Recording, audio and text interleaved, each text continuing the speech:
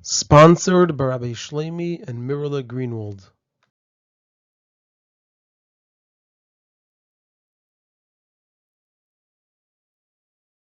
This is a Sicha from Likutei Sichos, Chelek Alef, Parshas Yisro, Sicha Beis, and the topic of the Sicha is that in this week's Parsha we learn about the Isser to do Melacha on Shabbos. We learn it in the Aseres Adibros, and the Sicha will talk about and present that there is an Isser Midrabanon to even talk about Melacha. There is a Midas Chasidus not to think about Melacha.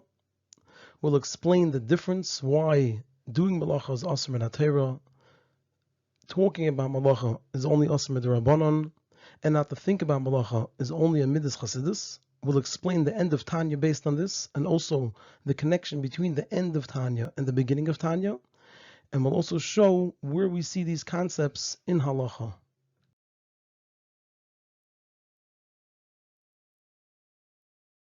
The Sicha starts by presenting and explaining a teaching from the Yerushalmi.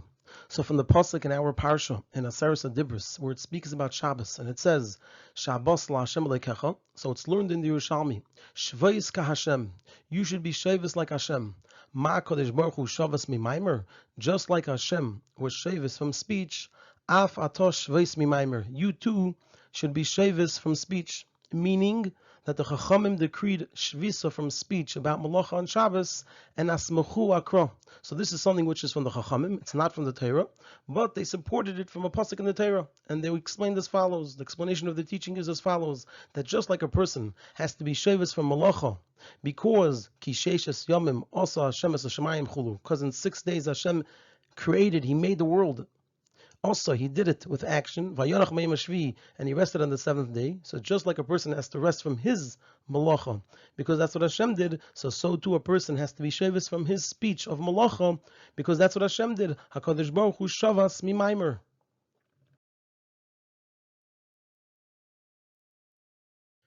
The Gemara in the Yerushalmi over there continues and presents a story. Ma'aseh b'chassid echad.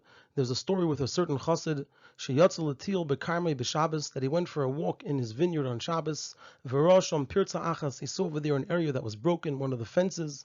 V'chashav l'geidrei b'motzei Shabbos, and he thought to fix the fence on Motzei Shabbos. Amar, he said, Hoyel v'chashafti l'godra. Since I thought to fix the fence after Shabbos, I thought of this on Shabbos. Eini goydra elam eschulu. I will never fix that fence. Meaning, what the Yerushalmi is telling us over here is that it's midas chasidus to even be careful of thinking of Melacha. Now, the Rebbe explains that since this story in the Yerushalmi comes in direct continuation to the drash of Shabbos LaHashem, which he learns over there means Shvayis ka Hashem, you should rest like Hashem rested. So it's understood that also being careful from thinking of Melacha is connected to the teaching of Shvayis ka Hashem. And the explanation is that we're going to say as follows: that just like speech creates Alman de Isgalion, it creates the revealed worlds, so too thought creates Alman Stimin, the hidden worlds. Because Hashem's speech creates worlds that are revealed, just like speech reveals what a person's thinking. And Hashem's thought creates hidden worlds, just like a person's thoughts are hidden. And Hashem was shavis mikol melachtei, not just from creating the revealed worlds, but also the hidden worlds. And so we learn from there, Shvayis ka Hashem, you should rest like Hashem. Midas Chasidus includes in it that a person should also rest from thinking about Melacha.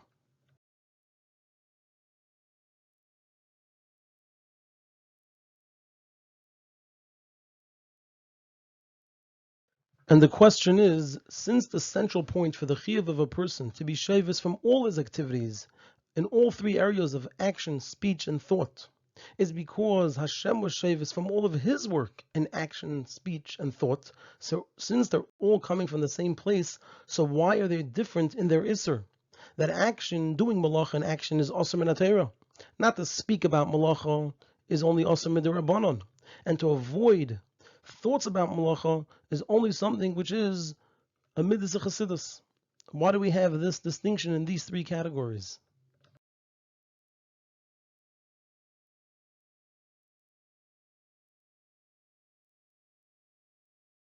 Regarding the difference between actual Melacha itself, that it's Asr min HaTorah, and speech about Melacha, that it's only Osam Rabbanon. So the Tzemach Tzedek explains that the reason for the difference between the Shvisa from the doing of Melacha and the Shvisa from speech of Melacha is because by Hashem, the Shvisa from speech is really like Shvisa from doing.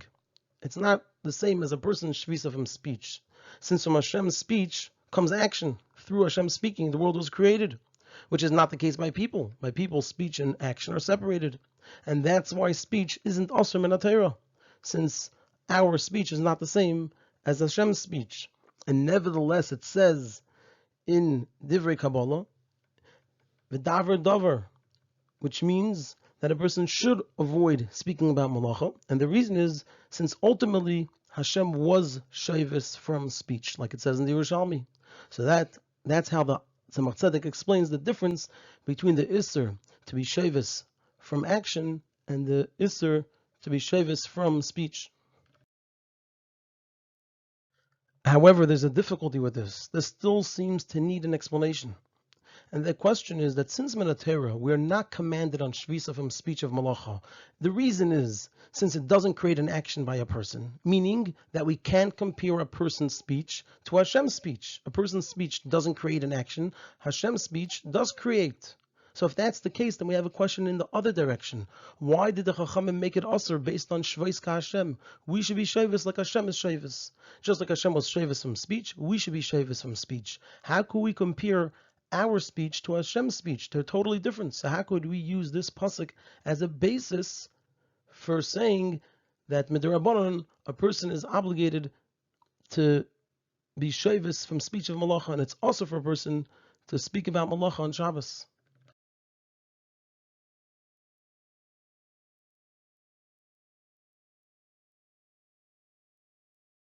So we'll understand this first teaching with the questions on it by first explaining what's taught at the end of Tanya regarding being careful of one's speech on Shabbos. The Alter Rebbe says over there, "V'gam yizor ma'id," a person should also be very careful, "Shalei losuach shum sicha b'teilach chas v'shalom," that he shouldn't speak any sicha b'teilach chas v'shalom.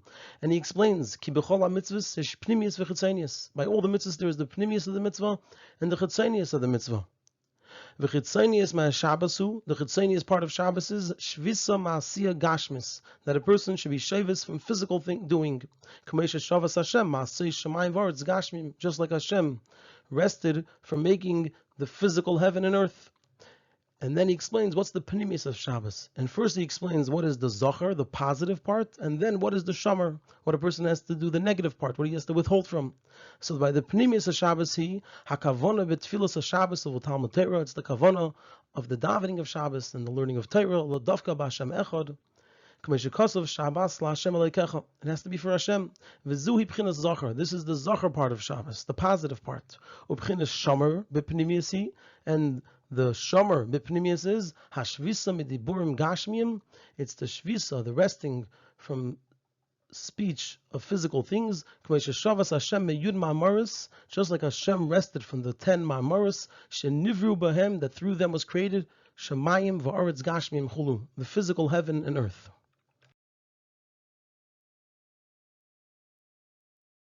And there are 3 questions here. Number 1, it should have been enough to just explain that Shomer B'Pnimis is from speech. The Alter Rebbe starts off by saying a person should be careful from speaking any Sicha B'Teilach Chas V'Shalom. He then explains, because in Shabbos there is the Pnimius and the Chitzonius. He describes what the Chitzonius is. The next step should be, it would seem that it should be, that the Pnimius of Shomer is that a person should avoid speech of Sicha B'Teilach on Shabbos. Instead, the Alter Rebbe first tells us what Zachar is, the positive part. So it seems from the fact that he inserts that it has a connection to this, that Zachar B'Pnimius is the kavana in Torah and Tefillah to attach oneself to Hashem. The question is, how does it come in, and how does it help us understand what Shomer is?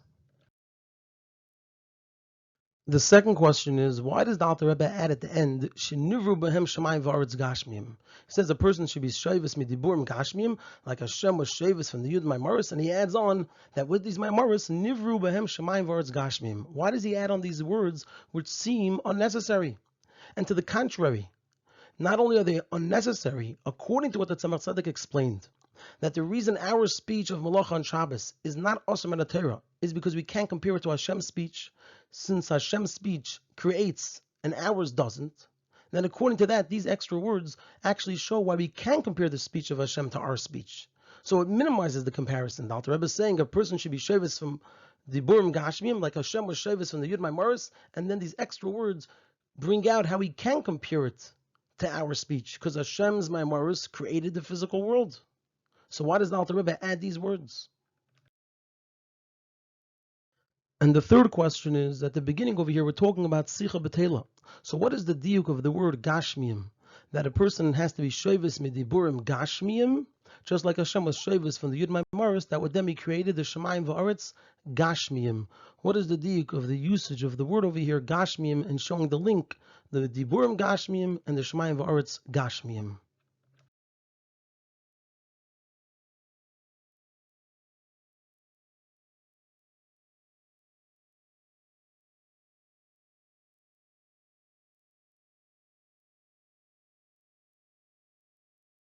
We're now going to present an neshama of the Sicha.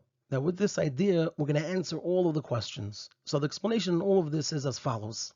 In the three koiches hanefesh of machshava, thought, dibur, speech, and maisa, action, the koich maisa is different than the two koiches of machshava and dibur. And the difference is that the koich hamaisa, its whole being, is an action with something outside of the person. The person is doing something with an object, with an item, it's outside of him. Meaning that the koich hamaisa is separate from the person and it manifests and impacts in something outside of the person. Whereas by machshava and dibur, their whole being is in the person themselves. What are machshava and dibur? Both of them are there to reveal a person's understanding, a person's perspective, a person's opinions, and a person's feelings. Machshava reveals it to the person himself. The person thinks about their understanding, perspective, opinion, and feelings, and they process it for themselves. And dibur reveals it to another person. So there is a fundamental difference between the koich hamaisa and the koiches of machshava and dibur. However, in Machshava and Dibur themselves, when we look at it more specifically, there's a great difference between Machshava and Dibur in their relationship to Maisa. They're fundamentally different than Maisa, but in their relationship to Maisa, there is a fundamental difference between Machshava and Dibur themselves. And the difference is that the Eises HaMachshava, the letters of a person's thoughts, they're very ruchnius and abstract. There's no actual substance to them in terms of something physical, and they have no connection to Maisa. They're completely distant from the Maisa, and therefore it's only in a person, and it can impact somebody outside of the person. Whereas Oisiyas Adibur, the letters of a person's speech, they're gashmius. There's a breath, the person's moving their lips, and they're separate from a person. And they have a connection, and even more so, they have a closeness to Maisa. And therefore we see that Dibur, although it's distant from Maisa, it can force a Maisa. Like we know there's a lav of mechamer for a person to get his animal to do something on Shabbos, and it could be done, that physical action of the animal, a person can make it happen with their speech by telling the animal to do something. And also we know it says Dvar Melech Shiltin, a king gives a command and things are done. And even though by machshava also a person thinks about something and then does it, but they're not close to one another. Yes, there is a thought, and afterwards the person does something, but there's no closeness between the thought and the action. It's just that before the action happens, the person thought about it. Whereas by the dibur, those words themselves, they have a closeness to Maisa. They themselves are physical, but because of that, they can actually cause in a direct way a Maisa, an action, to happen.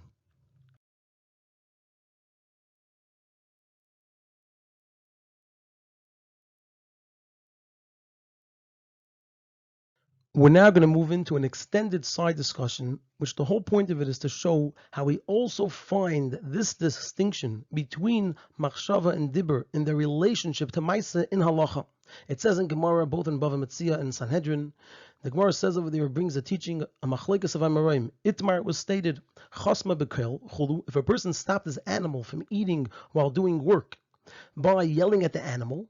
So there's an argument here. Rabbi Yochanan Amar Chayev. Rabbi Yochanan says he's Chayev for going against this lav that a person is not allowed to stop his animal from eating while working. Why is he Chayev if he just used his words? There was no action here. Akimas piv hava maisa. The movement of his mouth, that's considered a maisa. Rish Lakish Amar. Rish Lakish said, Pater, he's Pater. The reason is kala loy hava maisa. A person's voice, person talking, is not considered a maisa. And Tosfos asks and answers as follows. Tema, it's a wonder. The Parak Gimel de Shavuos, in the third parak of Shavuos, Amar Rabbi Yochanan. Rabbi Yochanan said, Omer hoya Rabbi Yehuda mishum Rabbi Yesi Aglili. Kol lav she'ein by maisa, ein loikin olav. Any lav that doesn't have a maisa, a person doesn't get malchus for it. Chutz, except for three: nishba, umeimar, umekal chaver b'shem. Those are the only three where a person gets malchus, even though it's a lav she'ein by maisa. And so Tosfos asks, "V'alei Rabbi Yochanan gufeika Amar Hocha." But Rabbi Yochanan himself, who's the author over there of the teaching in Shavuos, Amar Rabbi Yochanan, he says over here that akimas svasav have a maisa, that the movement of a person's mouth is considered a maisa. V'im kain, and if so, nishba chulu amay machshav oisan lav shein by maisa. So why does he say over there that any lav that doesn't have a maisa, a person doesn't get malchus except for these three? And he counts three that are all done with a person's speech, which Rabbi Yochanan over here says is a maisa. And Tosfos answers, "Ve'ishleimer the loy kam Rabbi Yochanan da kimas fiv have a maisa." Rabbi Yochanan is not saying that the movement of a person's mouth is a maisa elahocha. In general, he's not saying it except over here. Why over here is he saying it? In the case of chosma bekel, when he stopped his animal from eating, mishum dibidibure ka'ovid maisa, since through his speech an actual maisa was done. That's not what happened by nishpa when a person swears. All he did was swear in a way that's forbidden. And so to the other cases. It's only over here he considers it an action because through his speech, because the animal now is going and doing work in the field without eating. So an action resulted from a speech. There and only there does Rabbi Yochanan say that the speech is considered a maisa.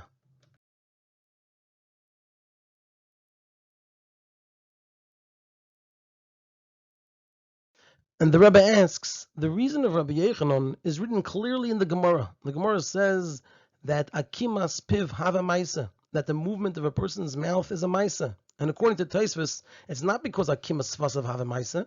It's not a maisa over here because the movement of a person's mouth, of a person's lips, is a maisa, but rather because through his dibber the animal does a maisa. So how does Tosfos fit with the Gemara? The Gemara doesn't say because the animal did a maisa. It says because akimas piv have a maisa, because the movement of a person's mouth is a maisa. Later in the same Tosfos asks a question on what he just said, that akimas piv have a maisa, the movement of the lips, is a maisa only when it creates a maisa outside of the person, like when a person stopped the animal from eating while it was working.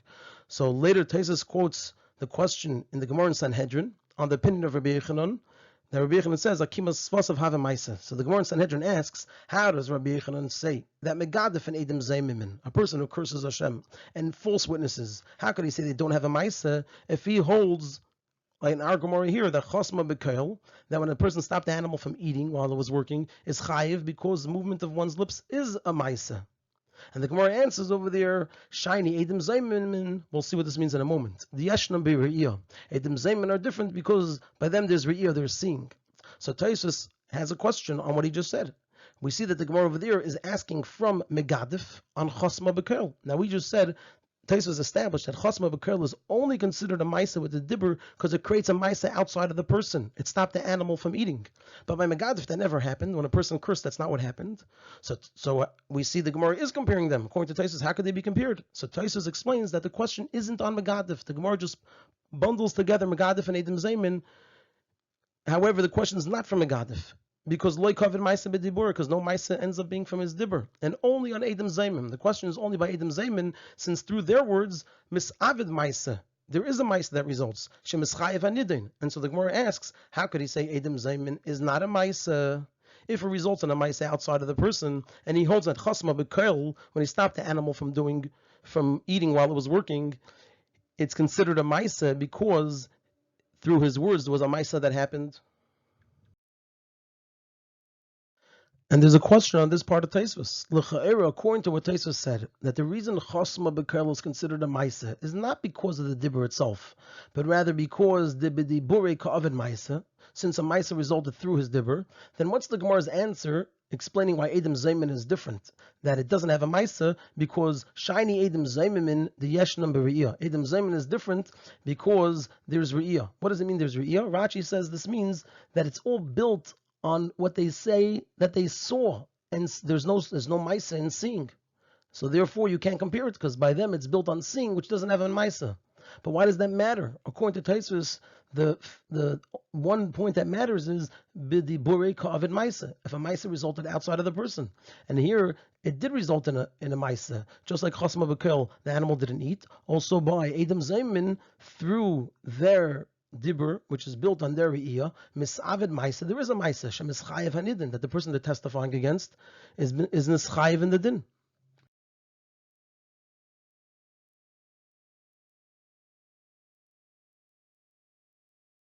And the explanation is based on what we said before about the difference between the relationship of machshava to maisa and dibur to maisa. We spoke about that special relationship that exists between dibur and maisa.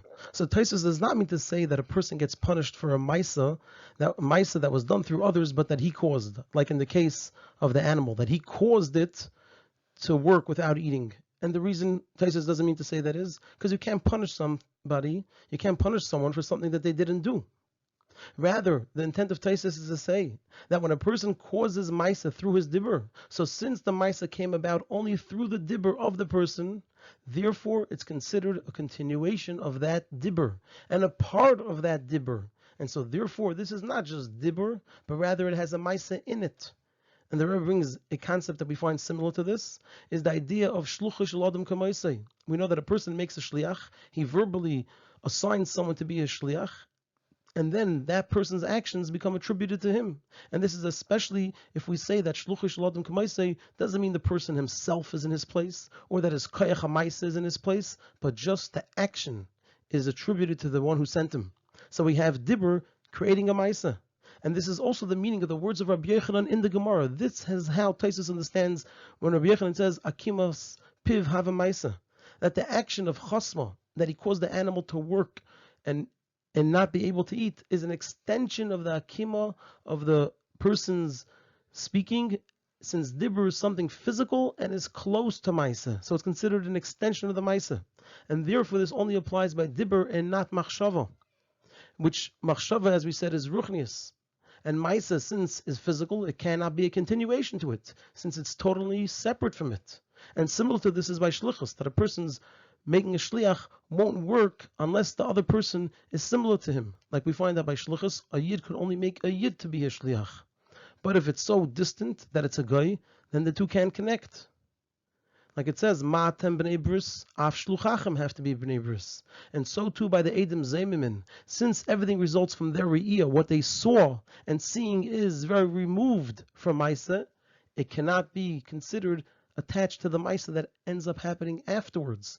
We can't attribute that to them since it starts with re'iyah, which is removed from Maisa, since it's not like Dibur, which is already somewhat physical.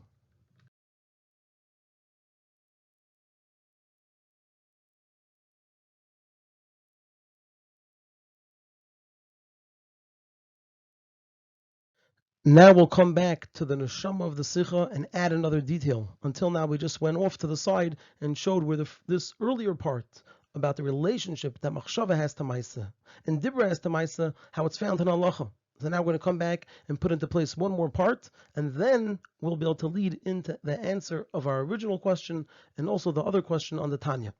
So the part that we're adding is that, however, this distinction between Machshava and Dibra in the way they are connected to Maisa, that Machshava is not connected to it at all, and Dibur is only by a person down here that his actions are outside of him, and therefore his Machshava, which is Ruchnis, is in close and connected to his Maisa, his actions that are outside of him, unlike his Dibur, which is connected to the Maisa that's outside of him.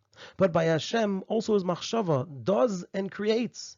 It's impactful, and the difference is only in the manner of creation, that from his Machshava, so being that it's more hidden worlds are created. And from his Dibur, being that it's more revealed, our world, which is a revealed world, is created. So it's understood based on this, that the Machshava of a person has no similarity to the Machshava of Hashem, since it can't do a Maisa, and it has no connection to the Maisa. But the Dibur of a person, since it can do a Maisa, the Maisa has a closeness to it, so it has a similarity to the Dibur of Hashem, even though by a person his Dibur isn't an actual Maisa and it only causes a Maisa, but still it has a closeness to the Maisa and it has a connection to the Maisa, and it could directly cause a Maisa in a way that we could connect the two of them. Like we brought the examples of Mechamer and Dvar Melech Shiltin.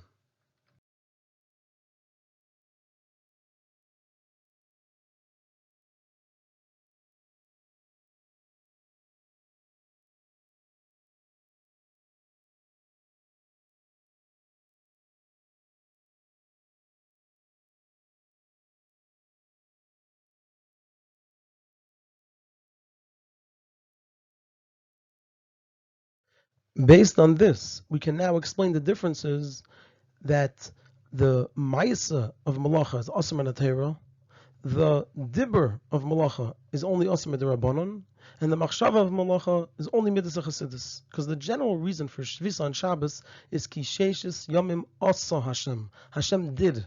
And therefore a person has to be Shavis from Maisa, which is similar to what Hashem was Shavis from. And even though Hashem was also Shavis from Machshava and Dibber, nevertheless, since by a person the Machshava and Dibber don't do a Maisa, so it's not part of the mitzvah. Hashem's Machshava and Dibber is part of Maisa. So a person only has to be Shavis Menatera from Maisa. And nevertheless, since there is some similarity between the Dibber of a person and the Dibber of Hashem, that also the Dibber of a person, although it doesn't make a Maisa, it can force a Maisa, it can force an action. Therefore the Rabbanon, who what is their role? To make Asr things that are similar to what's already Asr Menatera. So they included Dibber in Shvais Hashem because it's similar to the Dibber of Hashem.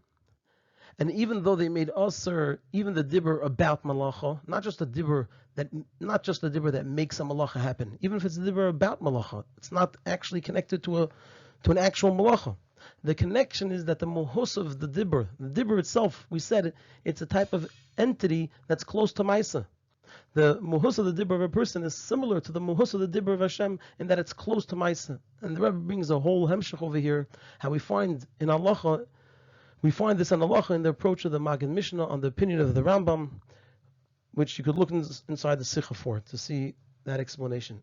But regarding a person's machshava, we'll move on to machshava now. So since it doesn't have any similarity to the machshava of Hashem, because it's not a Maisa and it's not even close to Maisa, it's completely distant from Maisa, so there's no place to make it Asr, even with the Rabbanon, because the Rabbanon only Asr things that are similar, and this is not similar at all. However, a chassid who goes lefnim yeshur sadin and is attached to Hashem, he has a dveikus to Hashem, he's also shavis from machshava. Since b'payil, what did Hashem do? That's what Hashem did. He was shavis from machshava. So a chassid who is davak, attached to Hashem, he wants to do what Hashem did. Hashem was shavis from machshava. So it's midas chasidus for a person to be shavis even from machshava of Melacha.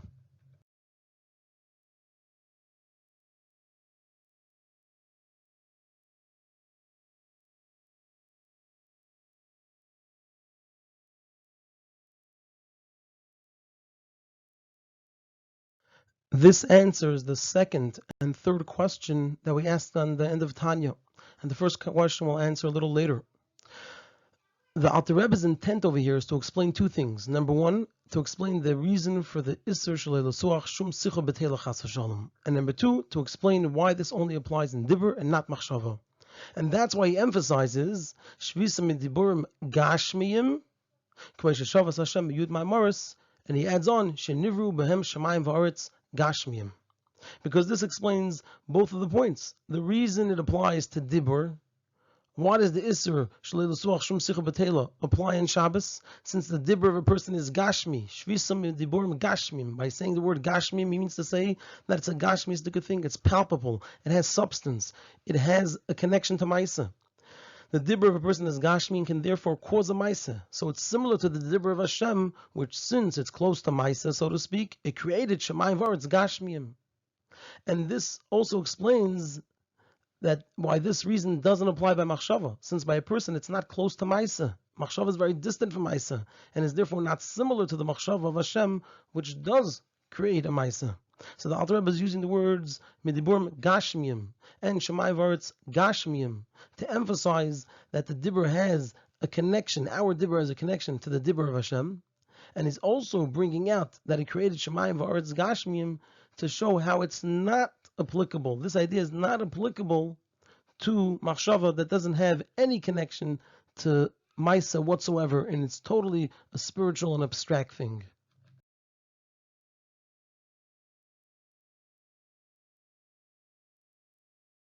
According to this, we can now explain the connection between the beginning and the end of Tanya. In the beginning of Tanya, it says, "Mashbiim oisei tihi tzadik v'alti rasha." In Shemayim, they make the neshama swear to be a tzaddik and not be a rasha. And it's known the question of how does the shvuah help?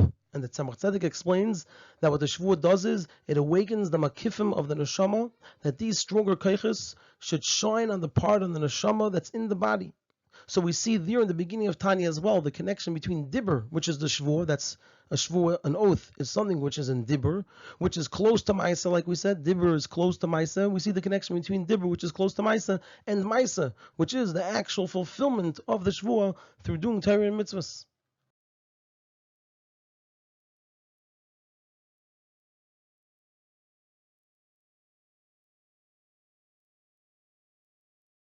We're now going to come back to the answer of our original question and explain it in the style of Teres Chassidus, and then we're going to go to answer the first question on the Tanya. So in the style of Teres Chassidus, Rizal tells us Chavivim Divrei Seifrim and Divrei Torah. And the reason is because a person is forced to fulfill Divrei Torah. He's obligated to do it. And so it only reflects a level of connection to Hashem where a person does what he was clearly commanded to do. So it's a lower level of connection. But the connection of a person to Hashem through Divrei Seifrim is deeper. Because the idea of not being satisfied to just do what one is commanded, and to therefore take on chumras, which that's essentially what Chazal do. They add chumras to things that are similar to the Yisurim, shows that his doing the mitzvahs is with an inner desire and an inner pleasure. But still, even on that level, the person is his own entity, he's his own mitzias. It's just that his desire and pleasure is an elikus. Higher than this is a chassid, especially on the level of what it says as Zehu chassid, hamis chassidim kainei. What that means is it's where he isn't the mitzias for himself at all, and his whole mitzias, his whole existence, is to give Hashem nachas ruach.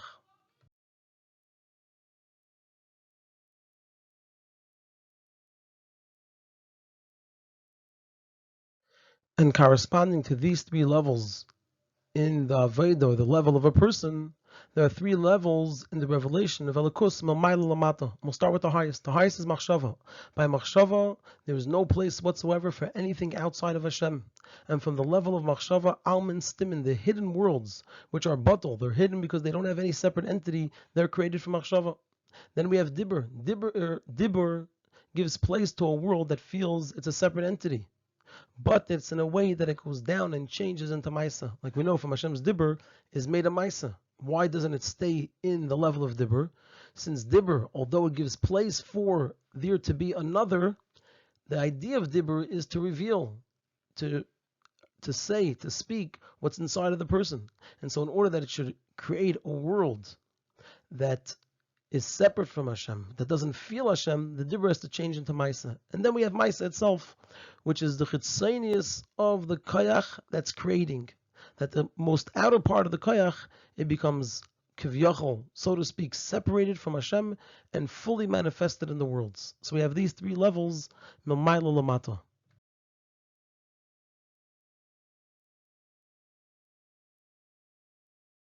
According to this, we can explain the three differences in the Shvisa on Shabbos. By seeing where the person is holding, we'll see what level of Elikus he's connected to. So through the connection of Minatera, that the Torah only commands a person about Maisa HaMitzvahs. So through the connection of a person with Elikus through his Maisa alone, which is a Yichud Chitzayni, it's just the outer part of a person, so he feels the Chitzaynis of Elikus. And so all he feels is Hashem's Shvisa from Maisa. And that's why Minatera, only Maisa is Aser. Then we move on to Divrei Seifrim. So through the inner connection to Elikus, which happens through Divrei Seifrim, where we said the person is excited about it. So Elikus shines in a revealed way, which is the idea of Dibur, which is to reveal. But still, there's the person and there's Hashem. He's doing what Hashem wants. So it's still Dibur. And he's attached to the level of Dibur above. And so he feels the Shvis of Hashem also from Dibur. And a Chassid that isn't a Metzias for himself, like we said, he's not a Metzias for himself whatsoever, so also the level of Machshava, which gives no place to anything outside of Hashem, shines by him. And so he also feels the Shvis of Hashem from Machshava.